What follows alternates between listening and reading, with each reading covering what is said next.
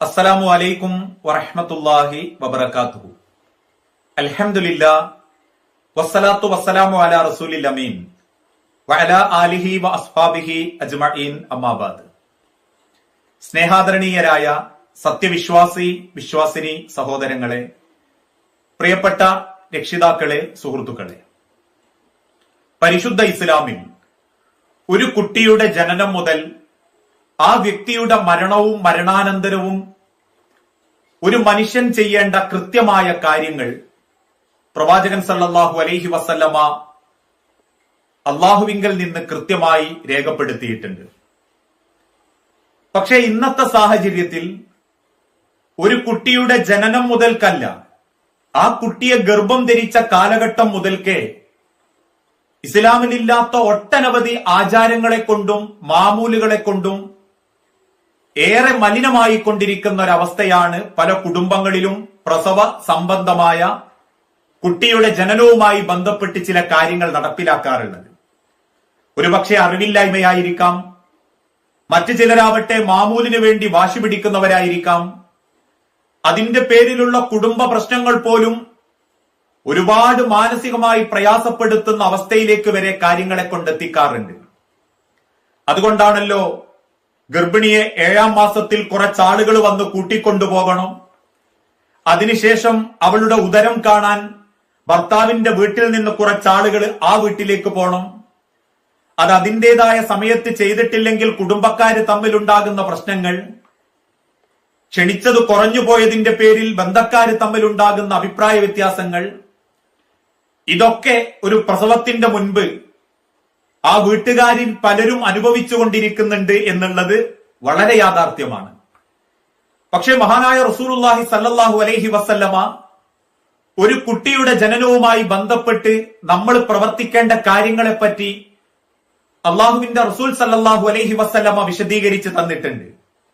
ഇവിടെയൊക്കെ നമ്മൾ കൃത്യമായി ബോധ്യപ്പെടേണ്ട ഒരു കാര്യം, ഒരു സ്ത്രീ ഗർഭം ധരിക്കുന്ന അല്ലെങ്കിൽ അതിനു മുൻപേ മാനസികമായും ശാരീരികമായും ഒരു സമാധാനത്തിന്റെ സന്തോഷത്തിന്റെ ചുറ്റുപാടുകൾ ഉണ്ടെങ്കിൽ മാത്രമേ ആ ജനിക്കുന്ന കുട്ടി പോലും അവരുടെ സ്വഭാവത്തിലും അവന്റെ ജന്മപരമായ കാര്യങ്ങളിലും സുഗമമായ ഒരു രീതിയായി മാറുകയുള്ളൂ എന്ന് ആധുനിക കാലഘട്ടത്തിലുള്ള വൈദ്യശാസ്ത്രങ്ങൾ ഓർമ്മപ്പെടുത്തിയിട്ടുണ്ട്.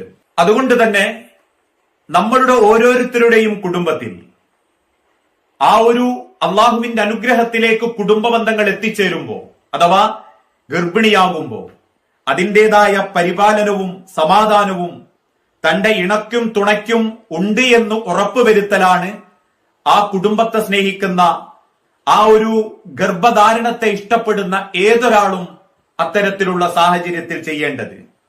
പിന്നെ പലർക്കുമുള്ള സംശയങ്ങൾ, ജനിച്ചാൽ ആ കുട്ടിക്ക് എന്ത് ചെയ്യണം? പ്രവാചകൻ സല്ലല്ലാഹു അലൈഹി വസല്ലമയുടെ ചരിത്രത്തിൽ ഈത്തപ്പഴം അത് കുട്ടിയുടെ പിതാവ് നാവുകൊണ്ട് അഥവാ തന്റെ വായിലിട്ട് ചവച്ചരയ്ക്കുകയും അതിൽ നിന്നും അല്പം ഉമിനീരെടുത്ത് കുട്ടിയുടെ ചുണ്ടിൽ തേച്ചു കൊടുത്തതായിട്ട് നമുക്ക് കാണാൻ സാധിക്കും. പല ആളുകൾക്കുമുള്ള ഒരു സംശയം, കുട്ടിയുടെ ചെവിയിൽ ബാങ്ക് വിളിക്കാൻ അനുവാദമുണ്ടോ എന്നുള്ളതാണ്. മഹാനായ പണ്ഡിതൻ ഇമാം നവവി അദ്ദേഹത്തിന്റെ ഗ്രന്ഥമായ ഷറഹുൽ മുഹദ്ദബിൽ ഓർമ്മപ്പെടുത്തുന്നു, അസ്സുന്നത്തു അൻ യുഅ്ദിന ഫി ഉദിനിൽ മൗലൂദി, ജനിച്ച കുട്ടിയുടെ ചെവിയിൽ ബാങ്ക് വിളിക്കുക എന്നുള്ളത് സുന്നത്താക്കപ്പെടും. പക്ഷെ അവിടെ നമ്മൾ പ്രത്യേകം ശ്രദ്ധിക്കേണ്ട ഒരു കാര്യം, വലത്തെ ചെവിയിൽ ആൺകുട്ടിയാണെങ്കിലും പെൺകുട്ടിയാണെങ്കിലും വലത്തെ ചെവിയിൽ ബാങ്ക് കൊടുക്കുക എന്നുള്ളതല്ലാതെ ഇടത്തെ ചെവിയിൽ ഇഖാമത്തും കൂടി കൊടുക്കണം എന്നുള്ളത് പുരോഹിത സൃഷ്ടിയും ഇസ്ലാമിൽ ഇല്ലാത്ത ഒരു വിദ്അത്തായ കാര്യം കൂടിയായിട്ടാണ് ഇസ്ലാമിക ചരിത്രം പരിചയപ്പെടുത്തുന്നത്. അങ്ങനെ ഒരു സമ്പ്രദായം ഇസ്ലാമിലില്ല. അല്ലെങ്കിൽ ജനിച്ച കുട്ടിക്ക് ആദ്യമായി കുറച്ച് ഉസ്താദുമാരെ കൂട്ടിക്കൊണ്ടുവന്ന് പ്രാർത്ഥന നടത്തുന്ന ഒരു രീതിയില്ല.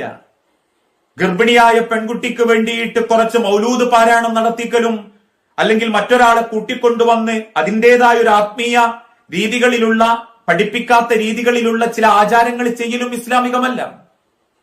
ബാങ്ക് വിളിക്കാൻ മുൻഗാമികളായ ഉലമാക്കൾ തെളിവുദ്ധരിച്ച് അനുവാദം നൽകുന്നുണ്ട്. എങ്കിൽ അതോടൊപ്പം തന്നെ മറ്റു ചില ആളുകളുടെ സംശയം ആ കുട്ടിയുടെ അക്കീക്ക അറുക്കുന്ന വിഷയത്തിലാണ്. കുട്ടി ജനിച്ചാൽ ഏഴിന്റെ അന്ന് മുടി നീക്കം ചെയ്യുകയും ബലിയറുക്കുകയും ചെയ്തതായി ഇസ്ലാമിക ചരിത്രത്തിൽ നമുക്ക് കാണാൻ സാധിക്കും. മഹാനായ റസൂലുള്ളാഹി സല്ലല്ലാഹു അലൈഹി വസല്ലമയിൽ നിന്നും റിപ്പോർട്ട് ചെയ്യുന്നു, അള്ളാഹുവിന്റെ തിരുദൂതന്റെ കാലഘട്ടത്തിൽ അനൽ ഹസനി വൽ ഹുസൈനി, ഹസനും ഹുസൈനും എന്ന തന്റെ രണ്ട് പേരക്കുട്ടികൾക്ക് വേണ്ടി നബി സല്ലല്ലാഹു അലൈഹി വസല്ലമ അക്കീഖ അറുത്തിരുന്നു. യൗമുസ്സാബിഇ വസമ്മാഹുമ, ഏഴിന്റെ അന്ന് അവർക്ക് പേര് വിളിക്കുകയും ചെയ്തിരുന്നു, ബലിയറുക്കുകയും അക്കീഖ അറുക്കുകയും ചെയ്തിരുന്നു.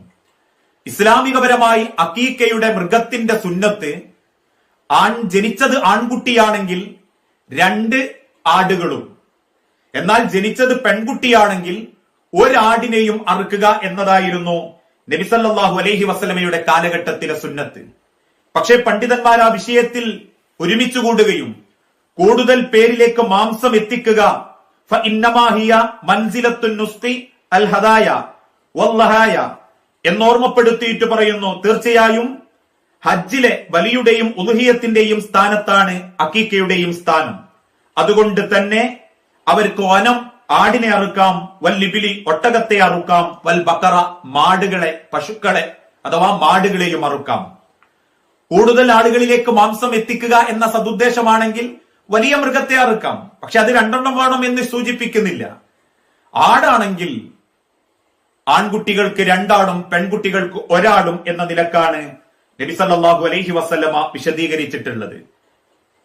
അവിടെ നമ്മൾ പ്രത്യേകം ശ്രദ്ധിക്കേണ്ട ഒരു കാര്യം, ഒരിക്കലും മൂത്ത കുട്ടിക്ക് അറുത്തിട്ടുണ്ടെങ്കിൽ ഇളയ കുട്ടികൾക്ക് അറുക്കാതിരിക്കരുത്.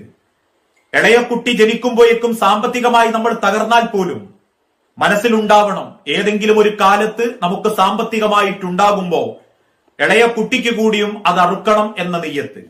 മൂത്ത കുട്ടിക്ക് നമ്മൾ ചെയ്തിട്ടില്ലെങ്കിൽ ഇളയ കുട്ടിക്ക് നമ്മൾ ചെയ്യുന്നുണ്ടെങ്കിൽ മൂത്ത കുട്ടിക്ക് കൂടി മറ്റൊരു സന്ദർഭത്തിൽ ആ അക്കീഖ അറുക്കാനും നിങ്ങൾ ശ്രദ്ധിക്കേണ്ടതാണെന്ന് പണ്ഡിതന്മാർ മക്കൾക്കിടയിൽ വേർതിരിവ് കാണിക്കുന്ന ഒരു മാനസികാവസ്ഥ രക്ഷിതാക്കൾക്കുണ്ടാവാത്ത രീതിയിൽ ആ വിഷയം കൈകാര്യം ചെയ്യണമെന്ന് കൃത്യമായി ഓർമ്മപ്പെടുത്തുന്നുണ്ട്. അതുകൊണ്ട് തന്നെ അന്ന് പേരിടലും സുന്നത്താണ്. സാധിക്കുന്നവര്, നേരത്തെ കണ്ടുവെച്ചവര് ആ പേര് വിളിക്കുന്നതും സുന്നത്താണ്. കുട്ടിയുടെ മുടിയുടെ തൂക്കത്തിനനുസരിച്ചിട്ട് വെള്ളി ദാനം ചെയ്തതായിട്ടും ഇസ്ലാമിക ചരിത്രത്തിൽ കാണാൻ സാധിക്കും സ്വഹീഹായ ഹദീസുകളിൽ. ഇതൊക്കെയാണ് ഒരു കുട്ടി ജനിച്ചതിന് ശേഷം ആ കുട്ടിയോട് നമ്മൾ ചെയ്യേണ്ട ഇസ്ലാമികപരമായ സുന്നത്ത്. അവിടെ പ്രത്യേകം ശ്രദ്ധിക്കേണ്ടത്, ആൺകുട്ടിയാണെങ്കിൽ ആ സ്വർണം ആൺമക്കൾക്കാണെങ്കിലും ആൺകുട്ടികൾക്കാണെങ്കിലും നിഷിദ്ധമാണ്. സ്വർണത്തിന്റെ പേരിൽ കുട്ടിയെ തൂക്കി നോക്കുന്ന അവസ്ഥ വരെ പല കുടുംബങ്ങളിലുമുണ്ട്. കിട്ടുന്ന സ്വർണത്തിന്റെ അളവുകൾ കുറഞ്ഞു പോയതിന്റെ പേരിൽ ആദ്യ കാഴ്ചയിൽ കാണാൻ വന്ന കുടുംബക്കാരിൽ നിന്ന് എണ്ണം കുറഞ്ഞതിന്റെ പേരിൽ കുറ്റപ്പെടുത്തപ്പെടുന്നവരുണ്ട്. അതൊന്നും ഒരു കുട്ടിയോടും ജനനത്തോടും പ്രസവിച്ചു കിടക്കുന്ന പെൺകുട്ടിയോടും അവരെ പരിപാലിക്കുന്ന ഒരു ആൺകുടുംബത്തോടും നമ്മൾ ചെയ്യാൻ പാടില്ലാത്ത കാര്യങ്ങളാണ്. ഇതൊക്കെ മാനസികമായി അവരുടെ വളർച്ചയെയും നമ്മുടെ സ്വസ്ഥതയും നഷ്ടപ്പെടുത്തുന്നുണ്ടെങ്കിൽ നബി സല്ലല്ലാഹു അലൈഹി വസല്ലമ പഠിപ്പിച്ച ഈ ഒരു സുന്നത്തിലൂടെ മുൻപോട്ട് പോകാൻ നമ്മൾ ഓരോരുത്തരും പരിശ്രമിക്കണം.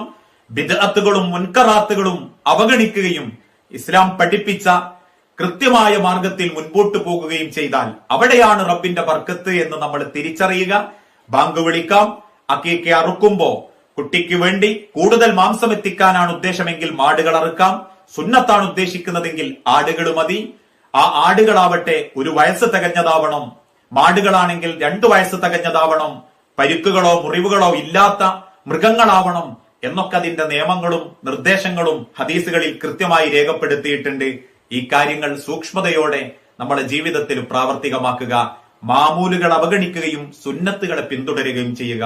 അള്ളാഹു അനുഗ്രഹിക്കുമാറാകട്ടെ. വസല്ലല്ലാഹു അലാ നബീന. അസ്സലാമു അലൈക്കും വറഹ്മത്തുള്ളാഹി.